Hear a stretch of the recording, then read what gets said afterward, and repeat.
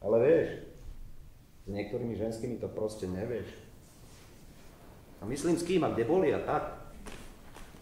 Keď má dievča 22, 23 rokov, to netušíš, čo robí. To ti hovorím len tak, rozumieš?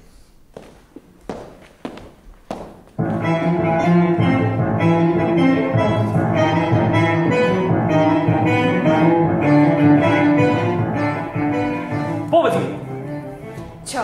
Povedz mi všetko. Ale povedz mi pravdu o všetkom. O menštruácii. Napríklad. No, viem, že mi niečo tajíš. Bude to pre mňa zlé, keď sa to prezradí. Sľubujem, ja to nepoviem nikomu. Naozaj? Naozaj. Naozaj? Naozaj. Dokážeme to ovládať. Tak, čo budeme robiť zajtra? Pôjdeme na pláž. Ja sa mám stretnúť s Deborah. Keby si naozaj používala všetko to svinstvo, ktoré ti odporúčajú v Kozmopolitane, a ty to moje aj robíš, tak to by si sa umývala od rána do večera. Už si to niekedy robil v kine?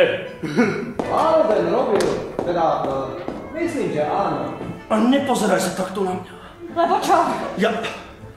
Fyzické násilie mne neprekáža, ale to psychické neznášam! Isté, kto to nerobil. Jasné. Vonia ako chlor. Chutia ako stužková. Sťahujem sa k denimu. Dávam vám 2 mesiace.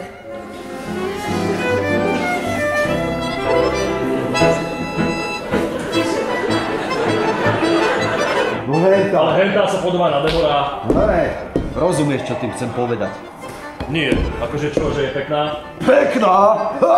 O čom to hovoríš, preboha? O čom? Všetko sa tu zmenilo. Hej, všetko. Teda, stále tu majú chlapíkov, čo si v prvom rade honia pod novinami. Pod mienkotvornými denníkmi. Nie, prestaňte, nemáte kvôli čomu plakať. Je to úplne prirodzené.